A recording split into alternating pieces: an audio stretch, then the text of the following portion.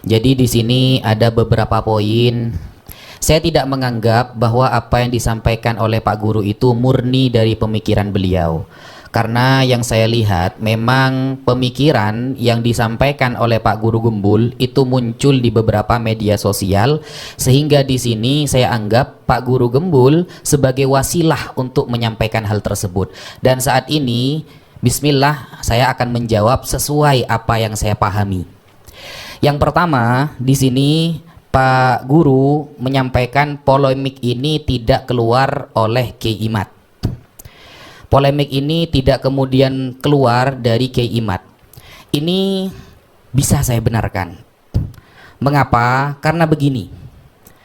Pada umumnya orang yang berbuat baik 9 kali, berbuat jahat 1 kali, maka yang diingat adalah yang jahat. Jarang orang mengatakan ketika orang ini berbuat baik 5 kali, lalu kemudian berbuat jahat 1 kali, dia menghargai yang 5. Itu jarang sekali. Umumnya seperti itu. Sehingga ketika Pak Guru mengatakan bahwa ini munculnya bukan dari Kiai Imad, bisa juga saya benarkan. Karena memang Indonesia tentunya yang netizennya terkenal ditakuti di seluruh dunia, ya, itu sangat mempengaruhi pemikiran. Sehingga kadang ada beberapa orang yang menilai sesuatu memang dari media sosial. Tolak ukur kebenarannya dari komentar dan beberapa video yang ditampilkan baik di YouTube, TikTok dan lain sebagainya. Nah, sehingga ketika seperti itu dijadikan sebuah hujjah, sebuah dalil, maka bisa saya benarkan bahwa dari dulu memang para habaib ada oknum-oknum tertentu yang pastinya ketika oknum itu muncul akan ada beberapa orang yang mengkritik. Nah, tetapi Kiai Imad kemudian memang bukan dari awal sebuah permasalahan, tapi beliaulah yang awal menjadikan wadah mereka semua, begitu. Yang saya pahami Pak Guru ya. Beliau menjadi wadah dari beberapa orang yang dulu-dulunya sudah banyak mengkritik para habaib, sudah banyak melihat para habaib dari baik dari oknum-oknumnya atau memang benci secara pribadi, wallahu a'lam. Kiai Imad di sini sebagai munsyi, pendiri, seolah-olah menjadikan wadah sehingga semuanya bersatu di sana. Nah, ketika semuanya sudah bersatu, mulailah kita tahu di media sosial apa saja kritikan yang selama ini terpendam, mungkin kata Pak Guru, terpendam, mereka keluarkan semuanya. Mereka keluarkan. Jadi saya benarkan ketika Kiai Imad bukan pencetus masalahnya, tapi Kiai Imad adalah pencetus wadah untuk mengumpulkan semuanya. Seperti itu.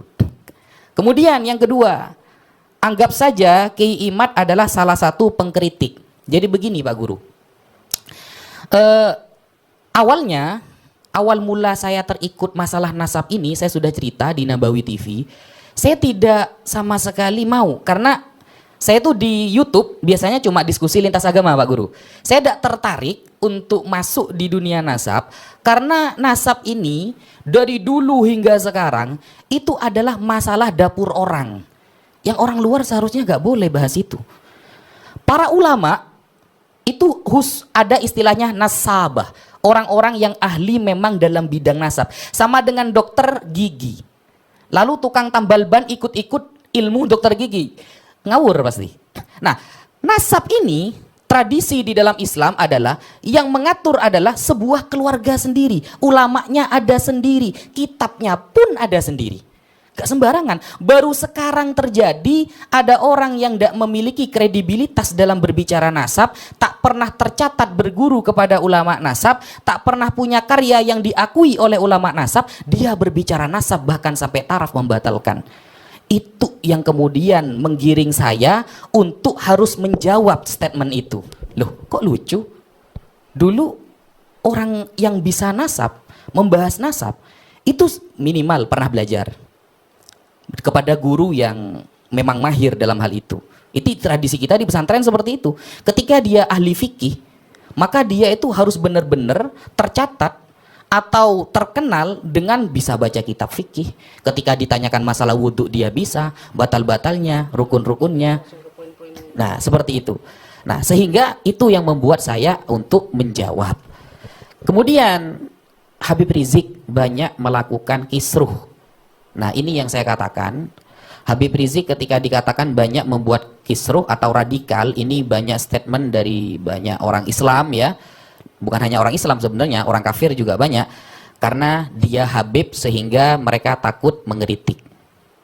Nah, ini yang saya katakan di awal. Orang yang berbuat baik 10 kali dan berbuat jahat 1 kali, biasanya cenderung 1 kali yang akan terus dibahas. Dan ketika pembahasan itu sudah ada di media sosial dan berkali-kali, akan ada statement itu sebuah kebenaran. Kenapa kok tidak pernah ditampilkan Habib Rizik yang 4 bulan nginep di tenda saat tsunami di Aceh?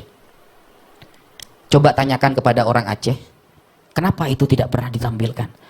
Kenapa ketika bencana di Gunung Semeru bisa datang ke sana? Saya ada teman-teman yang sampai sekarang melihat dengan mata kepala. FPI saudara banyak menyumbangkan dan banyak bencana-bencana yang saya catat. Mereka ada di sana. Kenapa itu tidak pernah ditampilkan? Kok seolah-olah jeleknya saja yang dibahas? Padahal sejauh ini yang saya tahu, Pak Guru ya, yang saya tahu, beliau itu oke lah, mungkin dengan gayanya beliau kasar, kita tidak setuju, oke. Tapi yang saya tahu, beliau itu mengkritik apa? Tempat remang-remang, kezoliman, korupsi. Sama, saya kira beberapa tema sama dengan Pak Guru sebenarnya. Tetapi mungkin karena beliau Habib dan memang banyak media yang kontra, sehingga yang ditampilkan jelek terus. Dan itu menjadi sebuah kebenaran bagi sebagian orang. Itu yang mungkin perlu saya tanggapi. Saya meminta sebelumnya, biar kita tetap tidak berdebat kusir dan sebagainya, saya minta sekali lagi, ini mah kita nggak mungkin mereaksi sebuah fenomena dengan kata-kata. Jadi kita nggak mungkin membantah sebuah realitas dengan kata-kata. Jadi kalau misalkan tadi dikatakan bahwa kok yang jelek-jeleknya aja yang tampil, ini bukan soal 5 baik, 1 salah, kemudian yang diperhatikan yang salah, bukan. Sebenarnya masyarakat melihat apa yang terjadi paling aktual gitu. Jadi kalau misalkan Pak Habib Rizik dalam konteks ini yang paling aktualnya itu justru adalah yang baik-baiknya, maka masyarakat pun akan berbalik. Jadi sebenarnya bukan soal banyak atau sedikit, tetapi yang paling aktual secara psikologis seperti itu. Tapi sekali lagi, saya gak akan berdebat soal itu karena ini adalah fenomena itu direaksi oleh kita. Misalkan kalau fenomena itu memonjokkan kita, misalkan ada orang yang mengatakan bahwa Pak Guru Gembul itu bodoh, ilmunya tuh dari Google dan lain sebagainya, maka saya tidak akan membantah dengan oh saya gini, enggak, saya akan tunjukkan bahwa ilmu saya itu sampai taraf ini gitu. Bukan, jadi ditunjukkan dengan kata-kata, bukan ditunjukkan dengan perilaku. Jadi ayo kita misalkan langsung kita berdiskusi saja soal, ini kan judulnya diskusi ilmiah kan, seminar lah ya. Jadi ayo kita samakan terkait dengan yang dimaksud dengan ilmiah itu apa gitu. Jadi kemudian kita bahas misalkan yang tadi ada klaim-klaim sebentar tadi itu terkait dengan bahwa nasab itu adalah urusan dapur satu generasi atau dinasti tertentu, sehingga yang lain kecuali pihak-pihak yang memang memiliki otoritas tidak boleh berbicara. Ya ayo kita berbicara tentang hal-hal yang semacam itu. Nah kita misalkan masuk ke diskusinya. Gus Wafi dan Pak Syahab, saya mohon maaf. Kita diskusi dulu yang Gus Wafi dan Pak Syahab pahami soal diskusi ilmiah itu apa? Ilmiah itu apa? Kita sepakati dulu. Oke. Izin ya. Oke. Karena gini Pak Gembul, mohon maaf ya. Tadi itu sempat saya jawab karena saya memposisikan Pak Gembul adalah suara masyarakat yang sebagai wasilah saja. Ya, oke, kalau begitu, jadi ilmiah itu begini Pak Gembul. Di dalam kitab Lawami'ul Anwar yang ditulis oleh Al-Imam As-Saffaraini, jadi Islam itu memandang sebuah ilmiah kebenaran itu melalui 3 cara. Ya, yang pertama adalah al-hawasus salimah, panca indera yang normal dalam menangkap sebuah riwayat ataupun yang lain. Yang kedua adalah khabarus shadiq, kabar yang pasti benar. Kabar yang pasti benar dibagi menjadi 2. Yang pertama khabarul mutawatir, kabar yang ramai diketahui orang-orang yang kredibilitasnya bagus. Yang kedua adalah khabarun nabi al-muayyad bil mu'jizat, kabar dari nabi yang dikuatkan dengan mukjizat. Yang terakhir adalah al-aqlu, akal. Itu ilmiah bagi saya. Bagaimana jadi yang dimaksud dengan ilmiah adalah seperti itu. Jadi sebenarnya kalau ngambilnya dari kitab, saya mohon maaf, itu masuk dalam historiografi tradisional, bukan ilmiah sebenarnya, bukan metodologis. Jadi maksudnya gini, yang dimaksud dengan ilmiah itu artinya dia memenuhi syarat metodologis dan sistematika keilmuan. apa itu sistematika dan metodologi keilmuan? Jadi maksudnya gini, ketika Gus Wafi tadi menyebut satu referensi yang dianggap otoritatif dan itu berasal dari kitab begini dan begitu, itu adalah kitab teologis. Kitab teologis itu didasarkan pada apa? Keimanan. Dan keimanan itu tentu saja tidak bisa disesuaikan secara epistemologis dengan studi akademis apalagi ilmiah. Jadi saya akan tarik ke lebih dasar dulu ya terkait dengan ilmiah itu. Mungkin Pak Gembul bisa menjelaskan Ya, ilmiah versi Pak Gembul. Ya, Monggo. ini ilmiah versi Siap. saya. Jadi bukan ilmiah versi saya, ini adalah ilmiah konsensus. Jadi yang dimaksud dengan ilmiah itu artinya sesuai dengan metodologi ilmiah dan disajikan dengan sistematika ilmiah. Apa yang dimaksud dengan metodologi dan sistematika ilmiah? Nah, yang sesuai dengan keilmuan. Ilmu itu apa? Ilmu itu adalah sistem pengetahuan. Jadi saya jelaskan begini ya. Tadi kitab tadi itu masukkan ke dalam kategori teologis. Kenapa teologis? Karena didasarkannya kepada kepercayaan. Sedangkan ilmiah itu didasarkan pada keilmuan dan pengetahuan. Kepercayaan dengan pengetahuan itu adalah dua hal yang berbeda. Misalkan di sini ada nggak yang tahu ilmu tentang Allah? Nggak ada. Yang percaya tentang Allah itu ada banyak di sini. Semua kaum muslimin itu percaya tentang Allah, tetapi tidak memiliki kadar pengetahuan atau ilmu pengetahuan tentang Allah. Bahkan diharamkan untuk mengetahui Allah karena tidak ada metodologinya. Jadi apa bedanya percaya dengan tahu? Coba misalkan di sini ada nggak yang tahu nggak yang dimaksud dengan tahu itu apa? Yang dimaksud, oh saya tahu bahwa Kiai Imad bikin tesis gitu. Nah yang dimaksud dengan tahu itu apa? Oke, saya jelasin. Yang dimaksud dengan tahu itu adalah penerimaan benak kita terhadap sebuah informasi yang terkonfirmasi secara indrawi. Itu tadi sudah dijelaskan sebenarnya. Jadi yang dimaksud dengan tahu itu adalah ada informasi dalam benak kita, informasi, dan kita terima informasi itu, tapi dengan konfirmasi secara indrawi. Jadi indrawi kita melihat. Jadi saya tahu di sini ada botol, tidak ada racunnya. Saya tahu bahwa di sini ada botol. Dari mana saya tahu? Apa yang dimaksud dengan tahu? Ada informasi dalam benak saya tentang botol saya dan saya bisa membuktikannya secara indrawi dengan tangan, dengan mata, dengan telinga, dengan lidah dan sebagainya. Itu artinya saya tahu ini. Dan itu berbeda dengan percaya. Misalkan saya jelasin. Gus Wafi, kemarin ada salam dari Pangeran Diponegoro. Kemudian Gus Wafi bilang, oke, titip salam balik. Itu artinya beliau percaya pada saya walaupun tanpa pembuktian indrawi. Oke ya, jadi itu yang dimaksud dengan percaya. Jadi saya percaya kepada Nabi Muhammad SAW bukan gara-gara saya bisa mengindra beliau, tetapi karena saya percaya. Bahkan tanpa indrawi. Jadi ada informasi dalam benak saya terima. Makanya Islam itu pasrah kan? Artinya dengan atau tanpa pembuktian saya pasrah percaya pada sesuatu ini. Gitu. Itulah yang namanya iman. Nah, karena kepercayaan itu tidak didasarkan pada indrawi, ujungnya adalah agama. Sedangkan pengetahuan itu ujungnya adalah ilmiah. Pengetahuan itu setelah kita tahu, kemudian berkolaborasi dengan pengetahuan-pengetahuan yang lain menjadi sebuah sistem, maka itu disebut sebagai ilmu. Nah, kajian terkait dengan ilmu disebutnya ilmiah. Gitu. Jadi ketika misalkan kita berbicara tentang nasab, ayo kita bahas, kan kesepakatannya ya, kita bahas secara ilmiah dengan metodologi ilmu. Nah, metodologi nasab yang tadi dibahas itu, saya mohon maaf dengan segala kerendahan hati saya katakan itu tidak sesuai dengan kaidah ilmiah, tidak sesuai dengan kaidah akademik.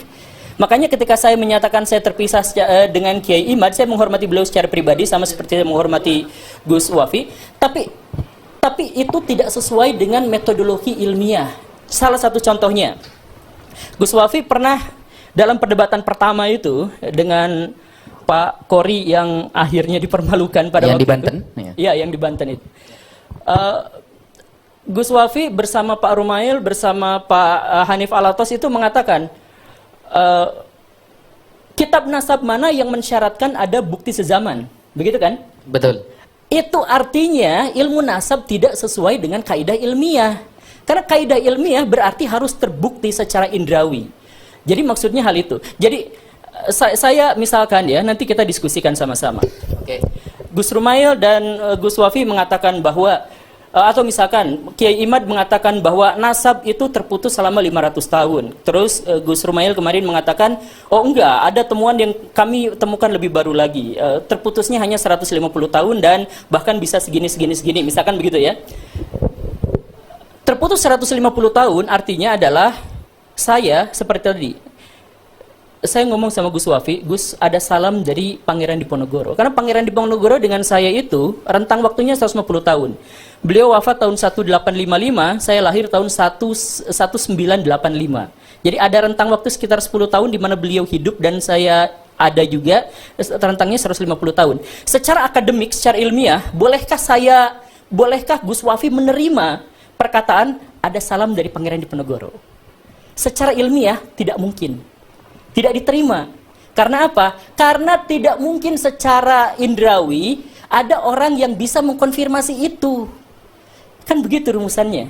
Nah, jadi kitab nasab, saya mohon maaf, metodologi nasab, saya mohon maaf ya, ada beberapa masalah itu termasuk historiografi. Karena apa? Di antaranya adalah kritik terhadap sumbernya tidak didasarkan pada teks. Kritik sumbernya tidak bisa diuji secara empiris.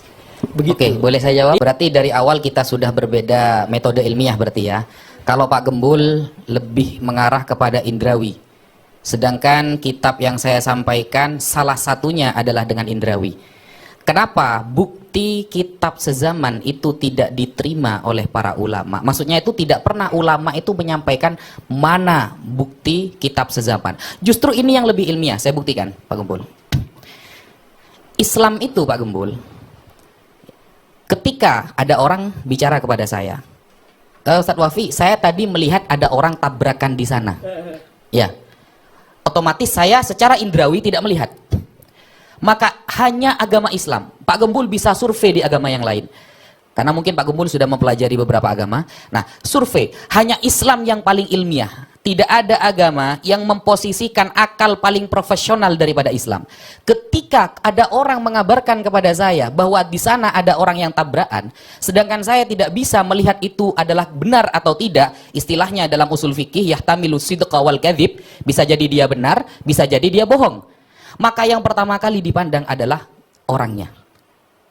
Nah, bagaimana hadis Pak Gembul? Kalau sampai hadis sama ilmu nasab ini jauh lebih tinggi ilmu hadis Pak Gembul. Belum selesai. Santai Pak Gembul, santai. Ini akan saya buktikan bahwa pertanyaan kitab sezaman itu sama sekali tidak ilmiah. Nah, kenapa? Karena begini, kredibilitas yang dilihat itu adalah orangnya, bukan teksnya. Bukan teksnya Pak Gembul. Makanya ketika saya berdiskusi dengan orang Kristen, Kristen bangga mereka memiliki ribuan teks kitab suci, tapi tidak ketemu siapa penulisnya. Tapi Al-Quran Pak Gembul, kita bisa buktikan, baik mungkin Pak Gembul nanti akan meminta sanad, atau akan meminta manuskrip dan kredibilitasnya, kita bisa membuktikan bahwa ayat Allah ketika mengatakan inna nahnu nazzalna dzikra wa inna lahu lahafizun, kami yang menurunkannya dan kami yang menjaga, itu bisa dibuktikan. Kenapa? Karena dari 5 syarat hadis saja semuanya membahas orangnya Pak Gembul. Yang pertama, ittisalus sanad. Orangnya itu jangan sampai ada yang fiksi, apalagi fiktif. Harus benar-benar, kamu dapat dari mana kabar itu? Bahwa tadi ada orang yang tabrakan. Dari teman saya. Benar nggak? Ada. Nah itu dibuktikan dulu. Yang kedua adalah adalatul rawi Pak Gembul. Orangnya memang terbukti bukan ahli maksiat, tidak pernah bohong dan memang orangnya amanah. Jadi yang ketiga, orang itu adalah orang yang dobet cekatan. Nah, kenapa kok kritikannya selalu kepada orangnya? Karena ini bukan wilayah indrawi Pak Gembul. Bagaimana lalu kemudian kita bisa meneliti orang yang 500 tahun lalu pernah melakukan ini dan itu, hanya mengandalkan teks saja seperti perkataan Kiai Imad, mana kitab sezamannya? Ini justru tidak ilmiah. Kenapa? Karena perkara nasab ini bukan amrun qot'i Pak Gembul. Ingat ya, perkara nasab itu bukan amrun qot'i, bukan sesuatu yang 100%, tetapi amrun zonni, keyakinan 80% ke atas. Sehingga ada teori Pak Gembul di dalam nasab namanya syuhrah wal istifadah. Bagaimana komentar masyarakat dulu tentang dia, itu yang kita ambil. Begitu Pak Gembul. Manggi ditanggapi. Oke, ya berarti ini menegaskan bahwa ilmu nasab itu tidak ilmiah. Karena sebenarnya kalangan akademisi itu menganggap bahwa ilmu nasab tidak ilmiah itu, satu adalah karena mengandalkan tradisi lisan, dan yang kedua adalah tidak memiliki metodologi yang pasti untuk bisa melakukan pembuktian, dan yang ketiga adalah subjektivitas. Dalam hal ini sudah ditegaskan subjektivitasnya oleh Gus Wafi. Tapi gini, metodologi ilmiah itu ketika saya mendapatkan kabar ada mobil kecelakaan di jalan, orang yang menceritakan kepada saya itu adalah unsur kedua atau ketiga. Yang pertama adalah saya datang langsung apakah ada jejak-jejak kecelakaannya atau bukan. Jadi bukan pada orangnya, tetapi pada jejak-jejaknya. Jadi dalam historiografi memang terkaitnya itu adalah pada jejak-jejaknya, pada artefaknya, pada keberadaannya. Nah, terkait dengan yang tadi itu, misalkan saya tanya sekalian pada Gus Wafi, misalkan ya, ini contoh kasus lah ya. Kiai Imaduddin mengatakan kurang lebihnya adalah yang memasukkan, yang mencangkokkan Ba'alawi ke dalam silsilah keturunan Nabi itu adalah Asyakran. Begitulah ya, menurut beliau. Kemudian menurut Pak Gus Rumail Abbas, oh tidak seperti itu karena begini begitu. Oke, jadi di situ polemiknya ada satu orang yang namanya siapa nama lengkapnya itu? Ali Asyakran. Asyakran. Bagaimana metodologi bagaimana cara kita menguji? Bagaimana metodologi apa yang bisa kita dapatkan untuk menguji bahwa beliau itu jujur atau tidak? Ya, komentar orang-orang yang kenal dengan beliau. Komentar orang-orang berarti subjektif kan? Begini Pak Gembul, kalau ilmiah itu harus semuanya dengan indrawi kapasitas kita semua. Ya memang itulah ilmiah. Nah, tidak gitu Pak Gembul, gitu tidak. Makanya saya gini aja dulu. Referensi Pak Gembul bahwa ilmiah itu hanya dengan indrawi di mana? Bukan, ilmiah itu bukan hanya dengan indrawi. Ilmiah itu hal pertama yang diuji adalah yang bisa terbukti secara indrawi. Jadi misalkan gini. Jadi kita itu hanya bisa menguji sesuatu yang nyata, gak mungkin menguji sesuatu yang goib. Ya. Mimpi itu gak bisa kita jadikan sebagai pedoman karena tidak bisa diuji secara indrawi. Misalkan, Gus Wafi menceritakan semalam saya mimpi bertemu dengan Nabi. Boleh gak ngomong seperti itu? Boleh. Kemudian saya diwartakan seperti itu, boleh percaya juga boleh tidak. Tapi mau saya percaya atau tidak itu bukan pengetahuan saya. Karena tidak ada metodologi khusus sampai sejauh ini yang bisa membuktikan apakah perkataan itu benar atau salah. Gitu kan? Oke. Nah, jadi karena tidak ada pengujinya, maka itu tidak disebut sebagai ilmiah. Tidak bisa disebut secara akademik. Tidak bisa diuji. Apa yang bisa diuji dari sesuatu yang goib? Sekarang ada pernyataan. Ada seorang yang mengatakan bahwa ini begini. Dari mana dari mana metodologi yang kita gunakan untuk mengatakan bahwa dia telah jujur? Ya dari komentator-komentator orang sebelahnya. Komentator orang sebelahnya itu subjektif. Ada orang yang dekat, ada orang yang jauh, dan kita benar-benar tidak tahu soal itu. Jadi itu goib. Nah ini jadi ini baru masalah dasar. Indrawi bukan satu-satunya. Ini justru malah level yang paling dasar agar kita bisa mengetahuinya secara ilmiah. Jadi, kalau misalkan sejak awal sudah dikatakan bahwa ini subjektivitas, buktinya apa? Buktinya pengakuan seseorang diuji berdasarkan komentar orang di sekelilingnya, subjektif. Kemudian yang kedua, tidak didasarkan pada bukti-bukti sezaman dan sudah ditegaskan. Oke, sudah seperti itu. Dan kemudian yang ketiga itu subjektif, kemudian tidak didasarkan pada sezaman. Tidak sesuai dengan ini dan tidak memiliki metodologi verifikatif yang jelas, misalkan ya sudah selesai, artinya ini tidak lagi bisa ilmiah. Kalaupun misalkan nanti menyebutkan ini dari kitab-kitab, mohon maaf ya, itu bukan dari Islam, tapi itu adalah produk tradisi masyarakat Arab dan masyarakat Islam pada waktu itu. Karena Islam hanya memerintahkan untuk belajar ilmu nasab, bukan bagaimana menjelaskan metodologi nasab. Sehingga metodologi yang tadi dijelaskan itu bukan Islam dan tidak ilmiah. Itu hasil tradisi masyarakat pada waktu itu yang bisa dibantah, dan karena tidak dan karena tidak sesuai dengan metodologi yang lebih modern, ya ayo kita diskusikan terkait ini gitu. Jadi sekali lagi ya, ada nggak cara selain cara subjektif tadi itu, ada nggak cara yang bisa menjelaskan dari mana Pak Ali Asyakran itu jujur misalkan? Oke, terima kasih. Kita mengkritisi ilmu nasab, hak setiap orang. Pak Guru juga berhak mengkritisi ilmu nasab. Dan Robitoh Alawiyah ini lembaga pencatat nasab yang memang berpegang pada kaidah ilmu nasab. Kebetulan Kiai Imaduddin juga berpegang pada ilmu nasab. Betul. Ilmu nasab sama ilmu nasab ketemu diskusi kemarin bisa tuh sama. Jadi ketika ilmu nasabnya kita tidak punya pada platform yang sama, terus kita mengkritisi ilmu nasab, memang dia menjadi kritik bukan seputar isu nasabnya Ba'alawi, tapi kritik diskusi seputar seberapa ilmiah ilmu nasab. Itu pun juga mungkin menjadi tema yang menarik ke depan gitu ya Pak Guru ya. Tentang seberapa ilmiah, seberapa bisa diterima ilmu nasab. Ilmu nasab ini seperti yang disampaikan oleh Gus Wafi, yang dipandang oleh Pak Guru sebagai ilmu yang mungkin tidak ilmiah adalah metode yang digunakan secara generasi bergenerasi. Jadi kalau misalnya kita mau tanya Pak Guru baik apa enggak orangnya, tanya sama saya yang pernah ketemu, kita sezaman kita bisa ngomong. Ketika kita mau tahu tentang si sumber Ali Asakran misalnya, baik atau enggak, kita nggak bisa tanya sama orang yang hidup di zaman itu, mau nggak mau baca tulisan. Mau nggak mau baca siapa yang pernah mengutip tentang beliau, itu mau nggak mau. Karena sumbernya itu. Apakah bisa memastikan? Ya nggak bisa. Bahkan saya ditanya tentang Pak Guru, baik nggak Pak Guru orangnya? Saya jawab baik. Saya pun juga bukan berarti menjadi orang yang bisa memastikan bahwa Pak Guru baik. Nggak begitu. Poin lain adalah, kalau misalnya kita berstatement dalam setiap ilmu manapun, bahkan DNA, misal seperti Pak Guru berstatement, jadi di dunia Arab itu mengisbat nasab tuh harus tes DNA gitu. Nah itu juga harus kita telaah gitu. Apakah betul di dunia Arab itu di luar kalau dia tes DNA baru diisbat? Kami survei nggak ketemu satupun nakobah yang mengisbat lewat tes DNA. Satupun orang yang hasil tes DNA akhirnya dia ketemu nih tiba-tiba jadi keturunan Rasulullah, nggak ada sampai sekarang. Diisbat sama nakobah manapun nggak ada. Artinya setiap statement itu normal, bisa salah, bisa benar. Perspektif kita bisa salah, bisa benar, iya. Dari perspektif ilmu-ilmu DNA misalnya. Terus poin lain misalnya, kalau misalnya kita lihat bagaimana kita bisa men-track orang yang jauh di belakang Ali Asakran, Ubaidillah. Bagaimana kita bisa men-track ilmu apa yang bisa digunakan? Ada filologi, ada arkeologi yang bisa juga berperan di sana.